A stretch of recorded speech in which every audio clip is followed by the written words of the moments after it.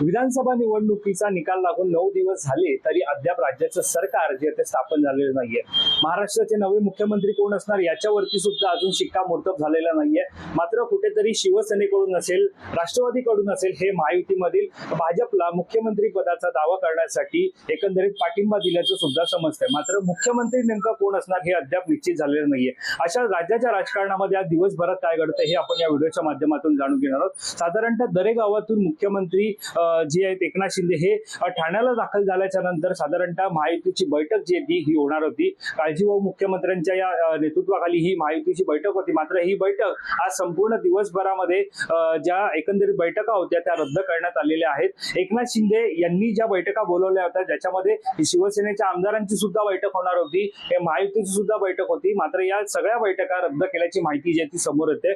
दुसरीकडे जर आपण पाहायला गेलं तर शिवसेना असेल, भाजप असेल आणि राष्ट्रवादी असेल, या तिघांमध्ये सारं काही अलबेल आहे का असा प्रश्न आता उपस्थित होत आहे। तर ज्या प्रकारे एकनाथ शिंदे यांनी सर्व बैठका रद्द केलेल्या आहेत, तर दुसरीकडे सागर बंगल्यावरती जर पाहायला गेलं तर हालचालींना वेग आलेला आहे। सागर बंगल्यावरती आज सकाळपासूनच भाजपचे नेते मंडळी असतील हे वारंवार जाऊन देवेंद्र फडणवीस यांची भेट घेत आहेत।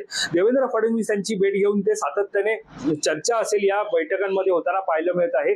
मात्र या चर्चेच्या अंती नेमकं महाराष्ट्राचा मुख्यमंत्री कोण असणार, सरकार नेमकं कधी स्थापन होणार या संदर्भातील माहिती जी ती समोर येत नाही। साधारणतः म्हटलं जाते की 5 डिसेंबर रोजी राज्याच्या नव्या सरकारचा शपथविधी सोहळा पार पडणार आहे। मात्र 5 तारखेला शपथविधी सोहळा पार पडणार असला तरी अद्याप कोणाकडूनच जशा प्रकारे आपण पाहतोय वातावरण निर्मित हे राज्याच्या राजकारणामध्ये असतं तशा प्रकारचं झालेलं नाहीये।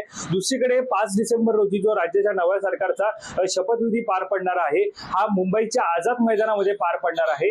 या आझाद मैदानातील या शपथविधी सोहळ्यास निमित्त करण्यात येणाऱ्या तयारीचा आढावा हा जर कोणाकडून घेतला जात असेल तो एकट्या भाजप पक्षाकडून घेतला जात आहे।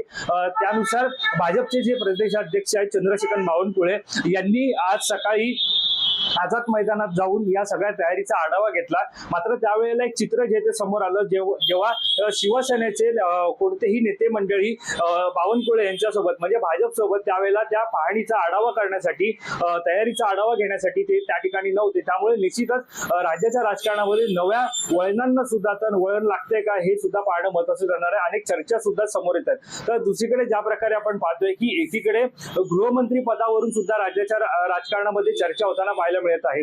साधारणतः पाहायला गेलं तर गृहमंत्री पदावरती शिवसेनेकडून दावा केला जात असल्याच्या चर्चा होत्या। मात्र दुसरीकडे भाजप हे गृहमंत्री पद सोडण्यासाठी तयार नाहीये अशा सुद्धा चर्चा आहेत। मात्र आता ज्या प्रकारे आपण पाहतोय गुलाबराव पाटील असतील किंवा छगन भुजबळ असतील यांच्यामध्ये सुद्धा एकंदरीत वादविवाद असेल, आरोप प्रत्यारोप असतील हे होताना पाहायला मिळत आहे। एकीकडे जर आपण पाहिलं तर गृहमंत्री पदावरून ही राज्याच्या राजकारणामध्ये चर्चा होत असेल तर दुसरीकडे नेमकं जागा कोण किती जिंकणार यावरून गुलाबराव पाटील असतील किंवा छगन भुजबळ असतील यांच्यामध्ये सुद्धा वाद झाल्याचं पाहायला मिळत आहे। कारण ज्या जागा होत्या विधानसभेला जर त्याच्यामध्ये अजित पवार सोबत नसते तर त्या जागा निश्चितच आम्ही जिंकलो असतो असे वक्तव्य जे ते गुलाबराव पाटील यांनी केलंय। तर दुसरीकडे साधारणतः आम्ही कमी जागा लढून सर्वाधिक जागा जिंकलो अशा प्रकारचं वक्तव्य छगन भुजबळ यांनी केलेलं आहे। त्यामुळे निश्चितच राज्याच्या राजकारणामध्ये आता महायुतीमध्येच वेगवेगळे वादविवाद होताना समोर येत आहेत। एकीकडे वाद रंगताना पाहायला मिळत आहे सरकार नेमकं कधी स्थापन होणार, दुसरीकडे मतमतांतर पाहायला मिळत आहे। एकीकडे पाठिंबा सुद्धा जाहीर केला जातो, मात्र पाठिंबा जाहीर केल्यानंतर सुद्धा मुख्यमंत्री पदाचा चेहरा समोर येत नाहीये। 5 डिसेंबर ही नव्या सरकारच्या स्थापनेची तारीख असली तरी सरकार अजून नेमकं कशा प्रकारे स्थापन होणार, कारण मुख्यमंत्री पदाचा चेहरा कोण असणार, उपमुख्यमंत्री पदाची शपथ कोण घेणार आणि मंत्रिपद नेमकी कोणाला किती मिळणार, साधारणतः हे सुद्धा गणित अद्याप समोर आलेलं नाहीये। त्यामुळे आजची तारीख आहे 2 डिसेंबर। अवघ्या 3 दिवसांवरती 5 डिसेंबरच्या या निश्चित तारखेनुसार महाराष्ट्र राज्यातील नव्या सरकारचा शपथविधी सोहळा जो आहे तो होणार आहे। मात्र मंत्रिपद कोणाला किती मिळणार आहे या संदर्भातील माहिती समोर आलेली नाहीये। त्यामुळे निश्चितच महायुतीमध्ये सारं काही अलबेल आहे का असा सवाल आता उपस्थित होत आहे। तर या अशा संदर्भातील अधिक माहिती जाणून घेण्यासाठी तुम्ही mymanal.com लॉग इन करा।